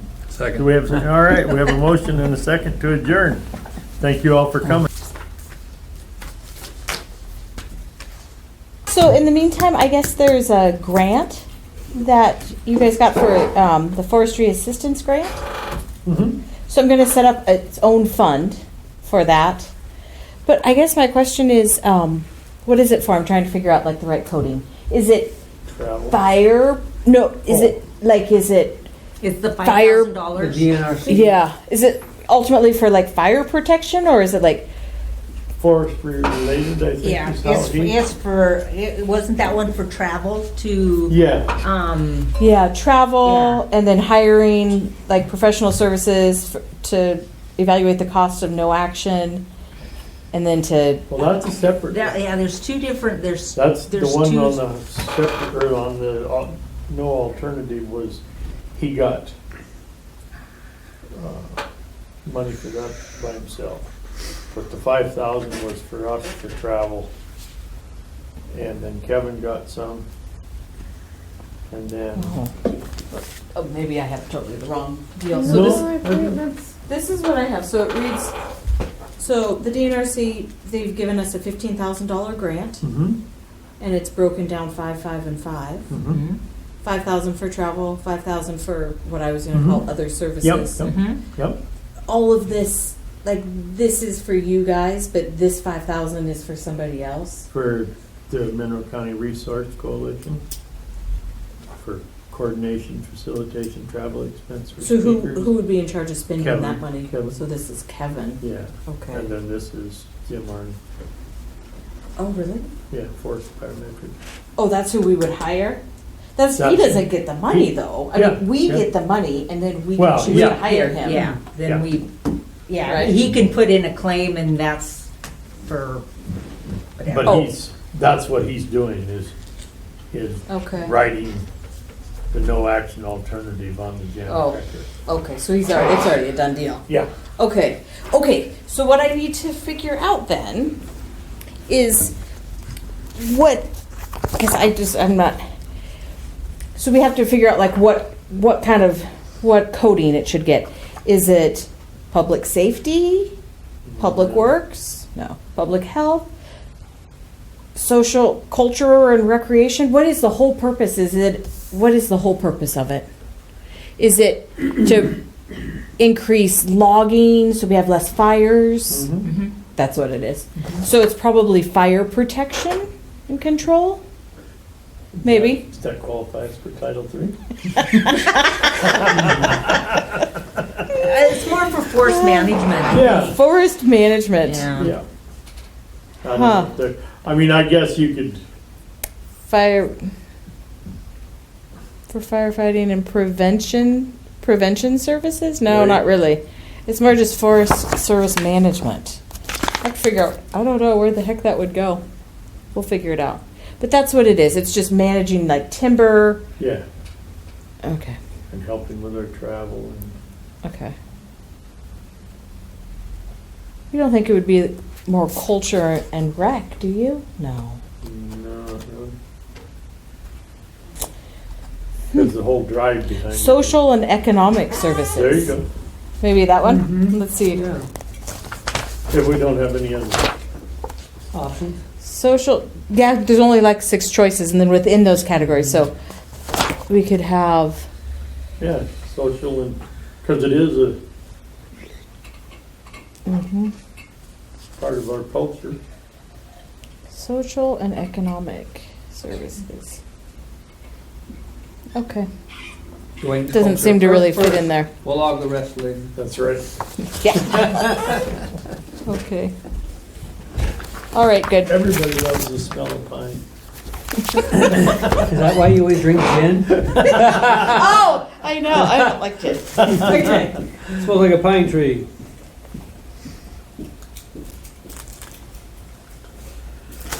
Oh, shoot. Oh, back to the minutes. Mm-hmm. All right, no more interruptions. So on that first page under Carol's deal, Yes. like 1, 2, 3 up from the bottom, Oh, yep.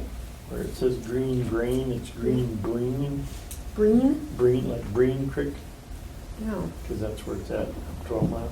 B-E-N? Breen, I think. Okay.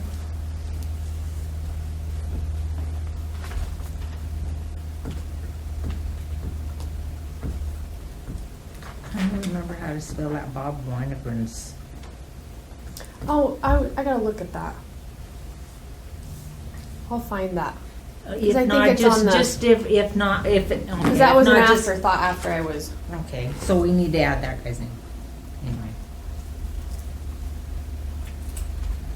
And then at the top, Mineral Independent Valley Press should all be capitalized, and then Yep. Tim Reed's last name. And then insert that Bob Weinegren's Mm-hmm. Name. name.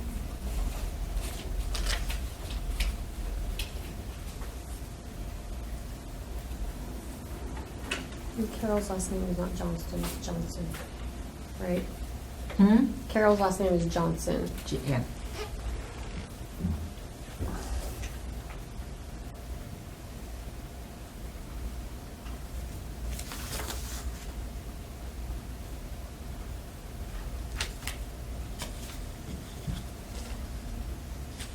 Okay, it's Heather Berman. Have it on here, I think. I have an email too. I can go back. B-E-R-M-A-N. B-E-R-M-A-N. M-A-N.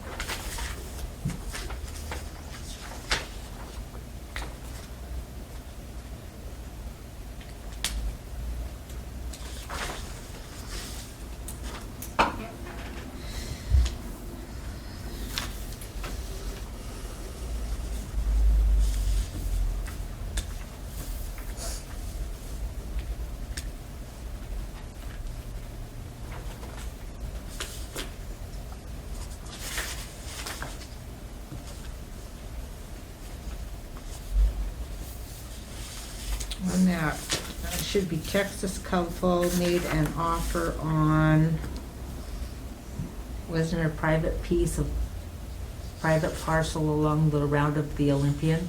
Wasn't that? What was that? She has Texas On the couple third. made an offer on route of Dominion. Third Oh. one down. Oh, no, yeah, it's the route of the Olympian. Yeah, it was a, Yeah. isn't it a private parcel, along the route of Yeah. route of the Olympian? Yep.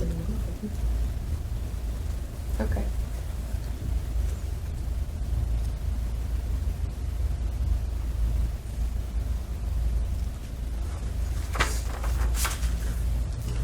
I'm thinking they probably won't be living there in the winter time.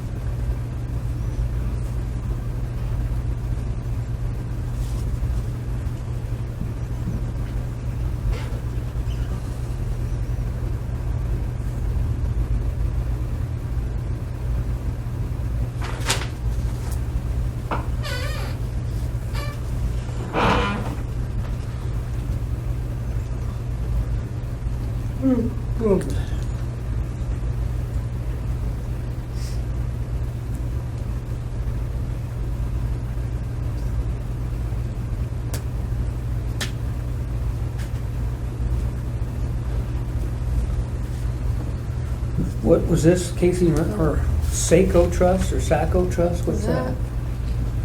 Carol stated that they don't have SACCO Trust on their schedule.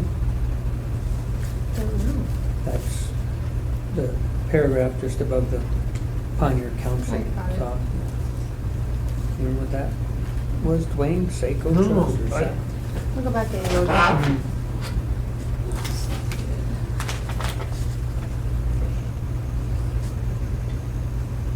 A Sarco. Oh, a Sarco. Sarco? Yeah, that's the company that owned that up there before.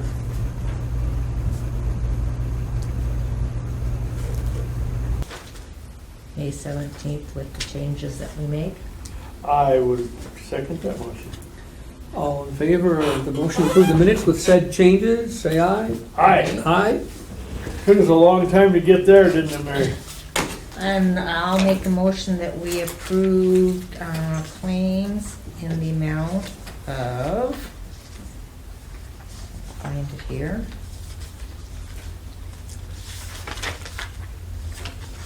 There must be two of them here. Gotta add them together.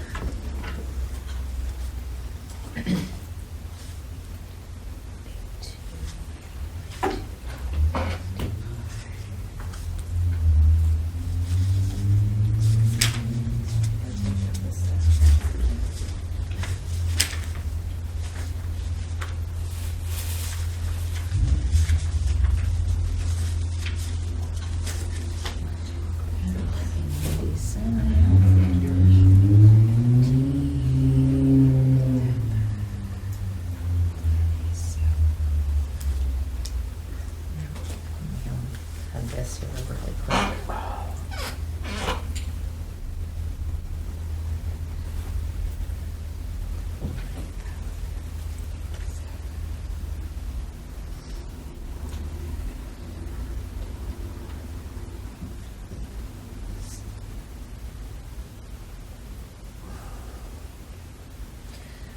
Okay.